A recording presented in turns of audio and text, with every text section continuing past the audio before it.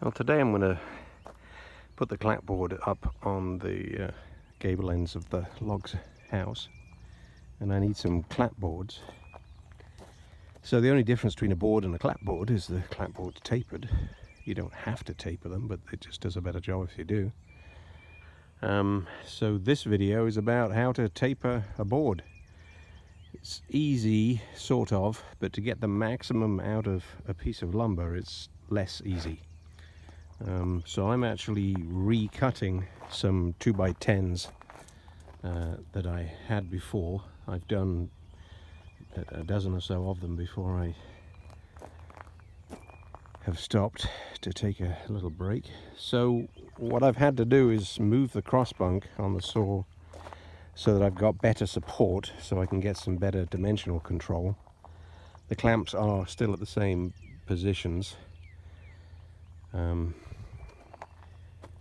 I'm getting through a lot of blades because the wood is extremely hard, but let me put this on time lapse and show. I guess I should describe the first one, which is a little difficult to do to hold the camera, but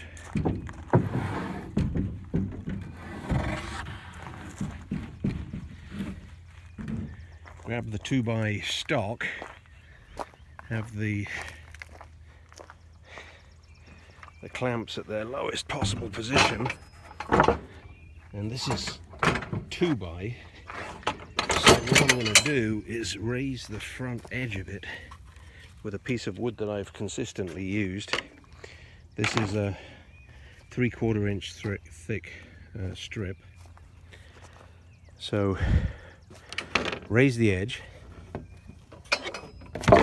and clamp it. You can imagine what that does. That allows the first cut to take the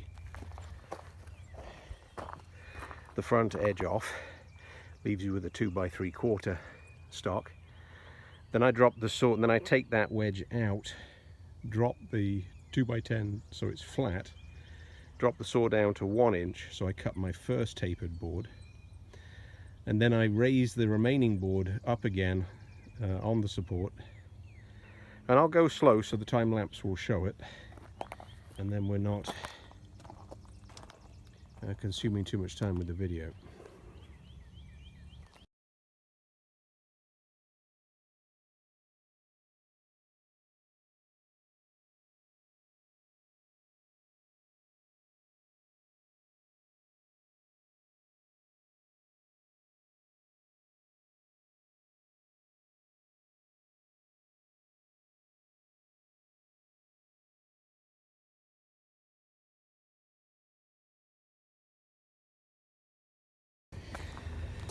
Alright, so if you're careful and slow, you end up with pretty uniform 1 to 3/4 down to 1/4-ish.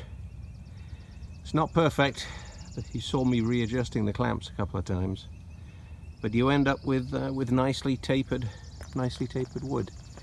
It's not particularly good wood to start with, so it's a little bit bowed.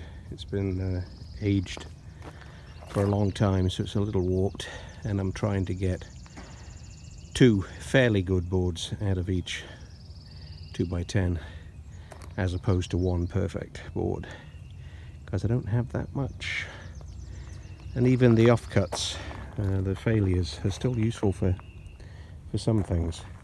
So I'm going to put this back on time lapse. So the process was support the leading edge for the first cut, take the shim out for the second cut, put the shim back in again for the third cut, and I will get back on and put this on time lapse and do the rest. So we're gonna use the siding that I cut to do the gable end and soffit up there. I finished what I call the wrap of the lower deck.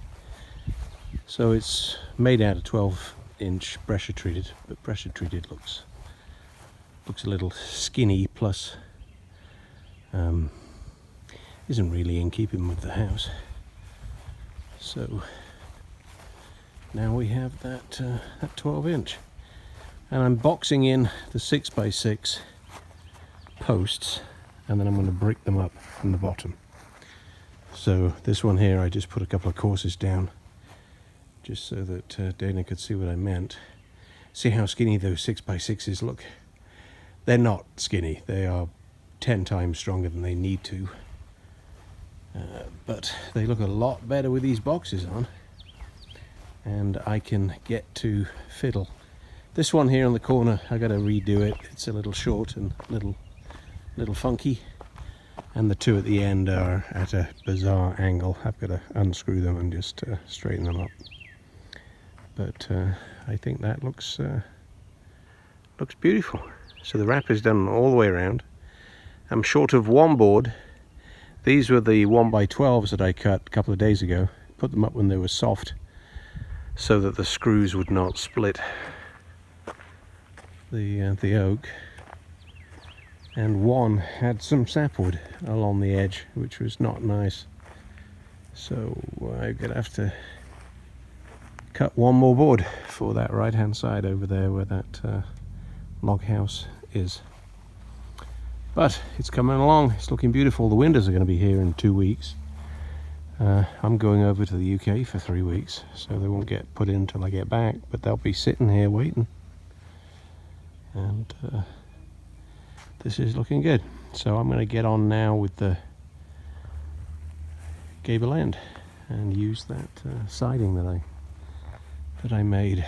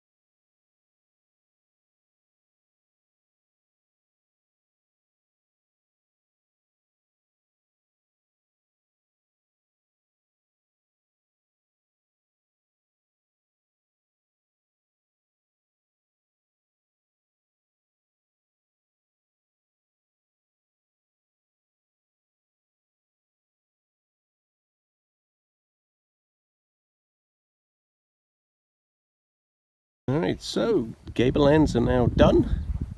New rake boards, new soffit. How about that? That's awesome. I gotta put a piece on top of the top log to close that in, and I do have to do the soffits around the side of the house, but that's easy. Cut the tail ends of the rafters off, put a board up there, so I'll do that. But we've started doing everything in red oak, and now we kind of have to continue with red oak.